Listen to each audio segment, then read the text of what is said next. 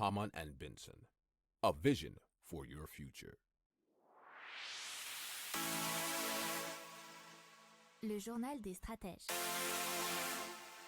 Boris Kalt.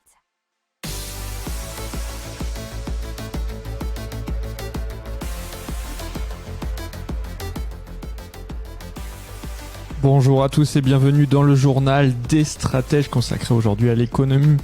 Alors on va parler des patrons français qui seraient les plus optimistes du monde selon Ernst & Young. On va parler de la zone euro aussi où il y aurait moins de croissance et plus d'inflation, d'un déficit commercial record en France, du prix de l'électricité qui explose en Italie et des institutions bancaires mondiales qui sont en alerte face à la cybermenace. On va parler aussi, on va rester dans le monde du cyber, mais plus particulièrement avec le e-yuan. Vous écoutez le journal des stratèges numéro 213 et ça commence, maintenant. Hamann and Benson, a vision for your future. Le journal des stratèges. Allez, les patrons français qui seraient les plus optimistes du monde, c'est selon une étude de Ernst & Young qui a été faite auprès de dirigeants mondiaux. Et donc, cette CEO Survey qui a été fomentée par le cabinet Ernst & Young sur 2140 PDG, dont 100 en France, qui étaient à la tête d'entreprises dont 80% ont un chiffre d'affaires supérieur à 500 millions de dollars. Et donc, les résultats, c'est qu'un tiers des dirigeants français et mondiaux ont déclaré que la pandémie a provoqué une disruption de leur industrie. Alors, là où pour les PDG mondiaux c'était pour le pire à 21% et pour le meilleur à 13%, les Français auraient un avis opposé, puisque le meilleur c'était pour 23% et le pire seulement pour 13%. C'était dans un article de bfmtv.com. Mais 23% des dirigeants français estiment que la pandémie a amélioré la situation de leur industrie et c'est seulement 13% au niveau mondial. Alors 67% disent vouloir accélérer leurs investissements à l'étranger, alors qu'au niveau mondial, c'est seulement 45%.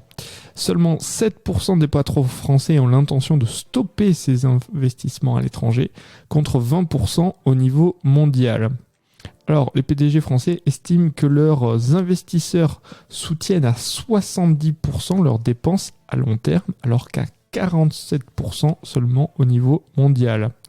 Au niveau de la croissance externe, 60% des PDG français envisagent ce type d'opération dans les 12 prochains mois, alors que c'est seulement 10% d'entre eux qui envisagent des cessions.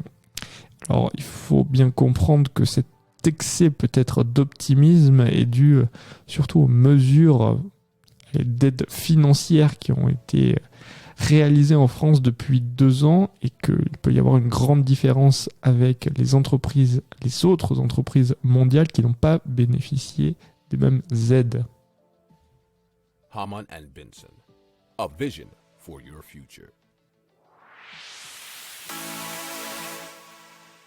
Le journal des stratèges. Allez, on parle en zone Europe de la Commission européenne qui a revu à la baisse sa prévision de croissance économique pour la zone euro cette année, puisque la croissance serait selon eux pour 2022 de 4% pour les 19 pays qui ont la monnaie unique, alors qu'ils avaient prévu 4,3%. Alors, les principales économies seraient touchées, puisque Bruxelles a abaissé les prévisions de croissance notamment pour la France, à 3,6 au lieu de 3,8, à 3,6 également pour l'Allemagne, mais c'est une baisse plus importante puisque c'était 4,6 qui était prévu, et 4,1% pour l'Italie contre 4,3%. Alors que l'inflation devrait atteindre 3,5% cette année, et ce qui est bien plus élevé que la précédente estimation qui était de 2,2%. Et c'était un article du journal Les Échos. Hamann and Benson, a vision for your future. Le journal des stratèges. Et la France qui a enregistré en 2021 un déficit commercial record. Alors ce dernier s'élève ainsi à 84,7 milliards d'euros d'euros plutôt. Le solde des échanges étant plombé principalement, nous dit France TV Info.fr, par un rebond plus marqué des importations, plus 18,8% après un moins 13% en 2020, plutôt que des exportations, plus 17% après un moins 15,8%. Et c'était ce qu'ont précisé les douanes dans un communiqué.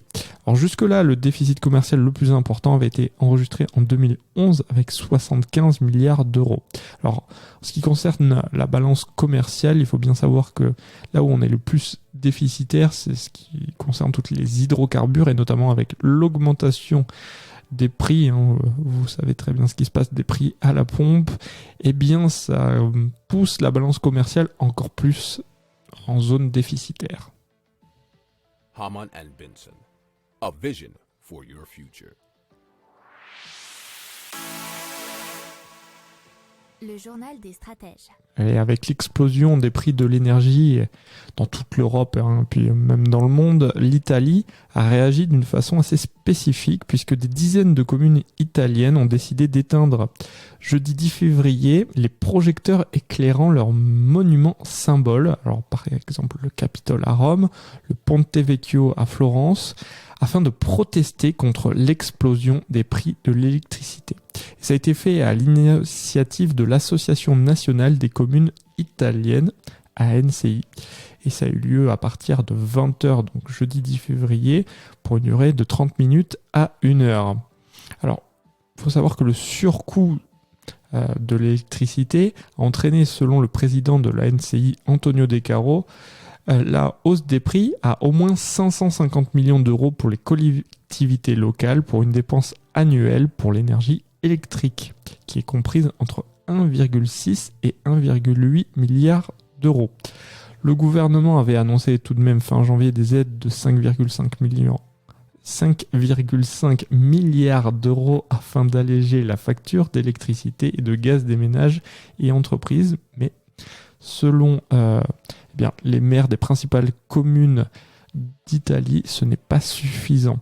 Et selon une étude de l'agence de notation S&P Global Ratings, qui a été citée par le journal turinois La Stampa, la hausse des prix de l'électricité devrait entraîner un surcoût d'au moins 35 milliards d'euros rien que pour l'Italie. Et c'était un article du journal Challenge.fr. Hamann and Benson, a vision for your future. Le journal des stratèges. Alors les institutions bancaires seraient un petit peu dans le rouge puisqu'ils ont peur d'une cybermenace. C'est ce que révèle notamment Reuters, puisque la Banque Centrale Européenne prépare les banques à une éventuelle cyberattaque. Effectivement, la BCE invite les banques à se mettre en position de défense et des tests ont été menés pour jauger la capacité à lutter contre un incident de sécurité. Le Comité européen du risque systémique, c'est une instance chargée de la surveillance du système financier de l'Union européenne, est également inquiet sur le risque de déstabilisation des établissements financiers s'il y avait une attaque. Alors, le département des services financiers de New York, de l'autre côté de l'Atlantique, a lui aussi émis une alerte à l'intention des institutions financières. Pas très loin de chez nous, du côté du Royaume-Uni, la Financial Conduct Authority, c'est une instance de régulation du secteur financier britannique, a aussi décidé de contacter les entreprises financières pour attirer leur attention sur le sujet. Donc, on suivra dans ces prochaines semaines si malheureusement il y avait des cyberattaques au niveau des banques. Hamann and Benson, a vision for your future. Le journal des stratèges. Allez, on parle monnaie numérique de banque centrale et plus particulièrement en Chine avec l'I-Yuan, puisque la Chine a lancé un essai grandeur nature, vous savez, depuis quelques mois, on en a déjà parlé plusieurs fois dans le journal des stratèges, avec sa monnaie numérique de banque centrale, l'I-Yuan. Mais là, cette fois-ci, c'est un essai un petit peu différent, puisque c'est quand même avec des personnes international au niveau des Jeux Olympiques, puisqu'il est possible de payer sur les différents sites des épreuves des JO avec l'e-yuan. Et alors, l'e-yuan est aussi appelé CNY. Alors, je ne sais pas comment ils prononcent ça, mais CNY peut-être, je ne sais pas. En janvier, il faut savoir que plus de 261 millions de personnes se servaient de l'app pour payer avec des ICNY, donc ces coins e-yuan, et que le nombre d'utilisateurs avait presque doublé depuis le mois d'octobre. Alors, le e-yuan, bien sûr, il est émis par la Banque centrale, la Banque populaire de Chine. Alors, la valeur de ce e-yuan est égale à celle d'un yuan classique. Alors, ce qui est très pratique, c'est que ces e-yuan peuvent être stockés dans un wallet, vous savez, le porte-monnaie, développé par le gouvernement, mais ils sont également disponibles dans les principales applications de paiement du pays, c'est WeChat Pay et Alipay. Alors, selon le Science and Technology Daily, qui est le journal officiel du ministère des Sciences et de la Technologie, qui aurait interrogé la Banque de Chine sur ces sujets, cette méthode est plus efficace car elle permet de transférer des sommes d'argent directement sans passer par des banques. Alors, un tel système permet aussi de se passer des intermédiaires tels que donc Visa, Mastercard ou encore American Express. Alors, il faut savoir que c'est encore un niveau test puisque cette e-yuan n'est disponible que dans une dizaine de villes en Chine. Hamann and Benson, a vision for your future. Le journal des stratèges. Voilà, c'est tout pour aujourd'hui. Je vous souhaite une excellente journée et je vous dis à demain pour plus d'infos.